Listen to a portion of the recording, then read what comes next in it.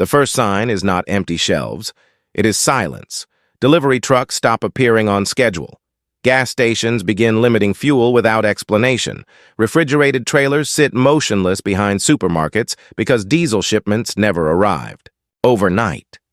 Traffic thins out, not because people feel safe staying home, but because movement itself begins to quietly contract as millions of people unconsciously conserve fuel, distance, and uncertainty before they fully understand what is happening.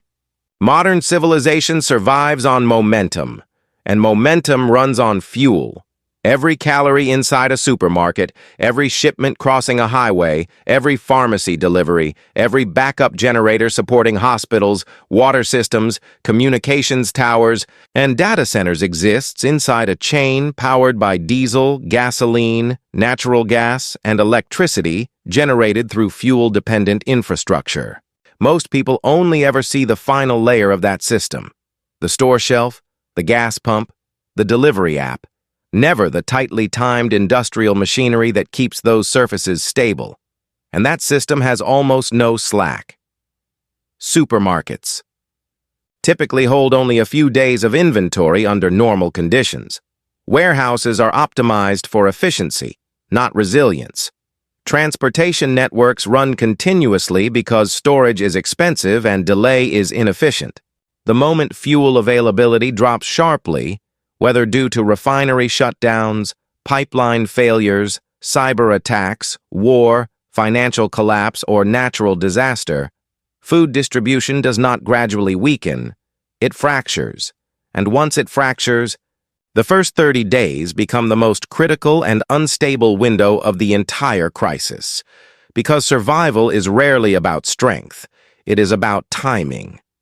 The first major failure begins with transportation paralysis. Diesel is the operational bloodstream of industrial civilization. Long-haul trucking, cargo shipping, rail freight, agricultural machinery, construction fleets, municipal sanitation systems, emergency generators, and supply logistics all compete for the same fuel base. Modern logistics operates with extremely low redundancy. Fuel terminals require electricity to pump fuel. Delivery systems require functioning dispatch networks. Drivers depend on payment systems.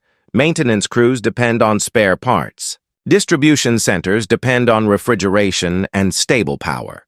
When even one layer begins to fail, the entire system does not slow down. It destabilizes exponentially.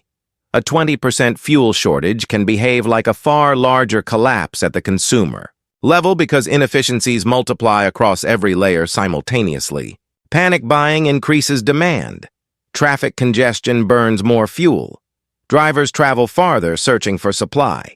Emergency services consume additional resources responding to accidents, theft, and instability. Governments then begin prioritizing remaining fuel toward essential infrastructure: hospitals, police, utilities, military logistics, communications, which means civilians experience shortages long before national reserves are actually depleted. This is where the last-mile problem becomes decisive. Even if fuel exists at national level, local distribution is the first point of failure. Small gas stations operate on minimal reserves. Rural stations carry even less. Local distributors run tight schedules with little buffer. Once disruption begins, supply concentrates toward critical hubs while peripheral areas become effectively disconnected. And by the time official announcements confirm shortages, the system has already reorganized itself around scarcity. The second collapse arrives through refrigeration and food preservation systems. Most people think of food crisis as agriculture failure. In reality, the immediate danger is temperature control. Modern food systems depend on the cold chain, a continuous refrigerated network linking farms, warehouses, transport vehicles, retailers, and consumers. Meat, dairy, produce, frozen goods, vaccines, insulin, and critical medicines all depend on this uninterrupted thermal system. Refrigeration is energy-intensive. Refrigerated trailers burn fuel constantly just to maintain stability. Grocery stores. facing unstable electricity, begin shutting down non-essential cooling zones. Distribution centers prioritize medical and industrial storage over consumer food supply.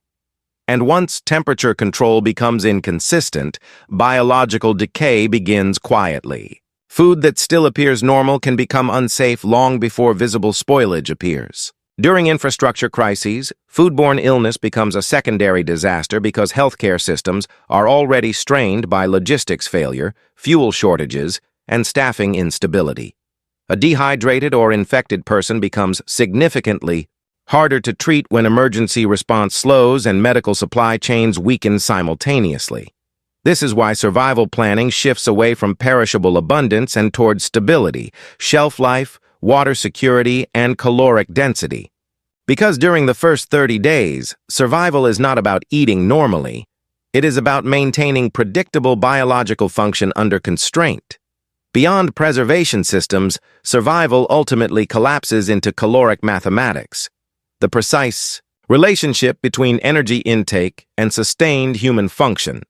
An average adult requires roughly 1,800 to 2,200 calories per day at rest, but under crisis conditions involving physical labor, stress, and instability, demand can rise to 2,500 to 3,500 calories daily.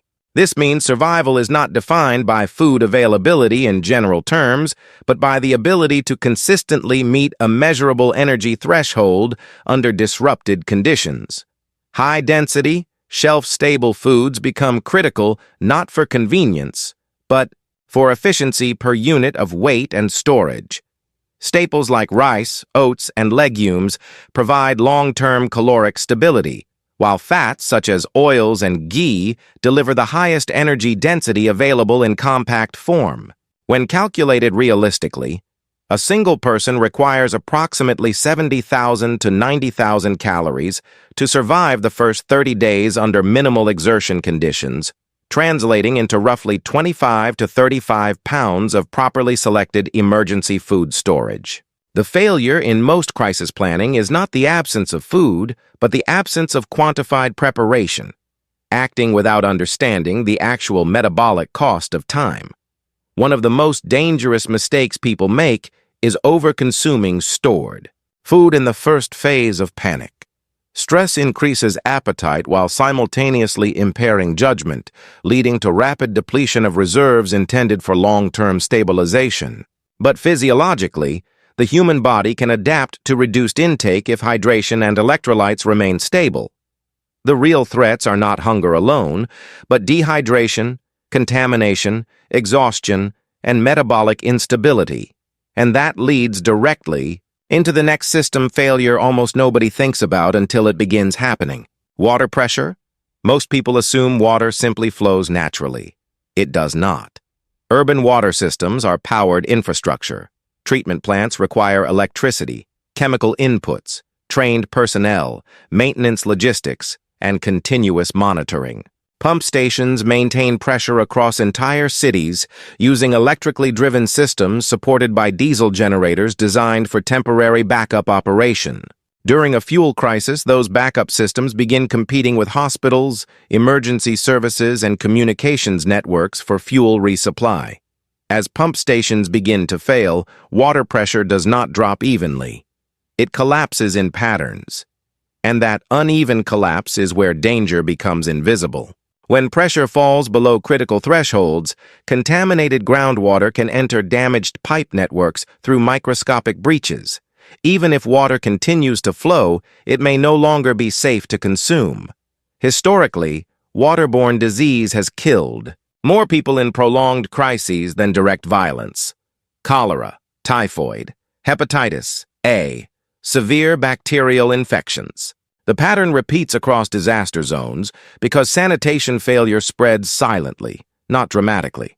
And dehydration compounds the problem by degrading human performance at the exact moment clarity is needed most.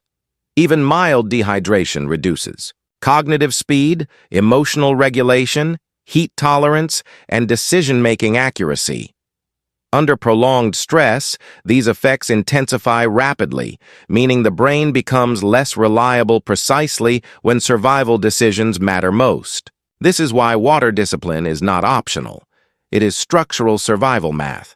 Standard emergency baselines suggest roughly 1 gallon per person per day for minimal hydration and sanitation, but real-world survival conditions often demand more due to heat, labor, hygiene, and stress. A small household can require over 100 gallons to stabilize a single month safely.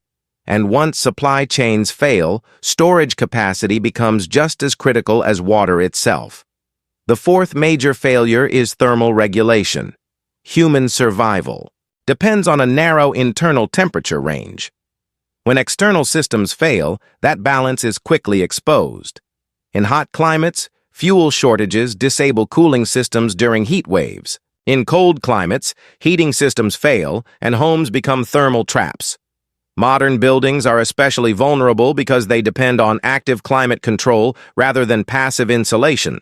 Without energy input, indoor temperature begins tracking outdoor conditions faster than most people expect. Heat stress can become lethal within hours. Cold exposure can impair cognition long before physical collapse. And the most dangerous part is that cognitive decline reduces the ability to recognize danger itself. Survival in thermal collapse is fundamentally about space efficiency. Large open environments are difficult to stabilize without energy. Small, insulated interior spaces can retain survivable conditions using passive heat alone. The human body produces roughly 80 watts of thermal energy at rest. When multiple people occupy a confined, insulated space, that heat becomes a shared resource. Proper layering of clothing traps air and increases insulation efficiency far more than thickness alone. These are not improvised tricks. They are basic thermodynamic principles. And in infrastructure failure, thermodynamics becomes survival logic.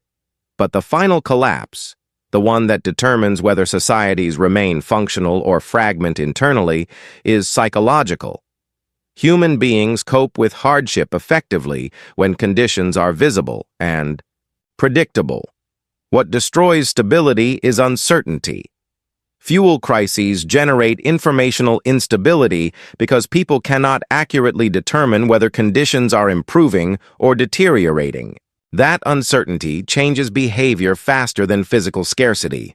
Demand increases not because supply is gone, but because trust in future access collapses, accelerating depletion of remaining resources.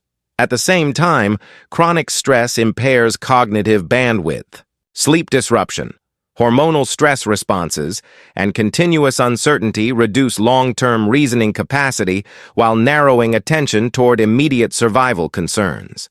Information spreads faster when it is emotionally charged than when it is accurate. Rumors outpace verification. Fear becomes socially contagious. Decision-making becomes reactive instead of strategic. As stress compounds across populations, cooperation declines while emotional volatility increases. Emergency systems become overloaded not only by real needs, but by fear-driven behavior. Authorities respond with rationing, curfews, and visible control measures, which may stabilize infrastructure but simultaneously reinforce public anxiety. This creates a feedback loop where fear itself becomes a destabilizing force, and in that environment, survival is no longer about aggression or panic response. It is about discipline, stability, controlled action, reduced exposure, and understanding that survival is not a wilderness fantasy. It is systems thinking applied under pressure, because collapse rarely looks cinematic at first. It looks administrative, unfolding through delayed deliveries that stretch quietly into empty shelves, reduced operating hours that compress daily access into shrinking windows, purchase limits that introduce rationing without announcement, silent highways where movement fades into scattered gaps, dark gas stations that fail in uneven patterns across regions, and dimmer cities where reduced logistics and energy strain slowly erase the background rhythm of modern life. None of these changes appear catastrophic in isolation, but together they reflect a deeper structural failure in which the energy architecture supporting millions of people is being pushed beyond its operational limits. Every modern urban system, is interconnected through fuel-dependent logistics and time-sensitive infrastructure. And once disruption begins, the first 30 days become a race between stabilization and cascading failure. The people who survive are not the ones who panic fastest. They are the ones who understand the system early enough to stay ahead of it.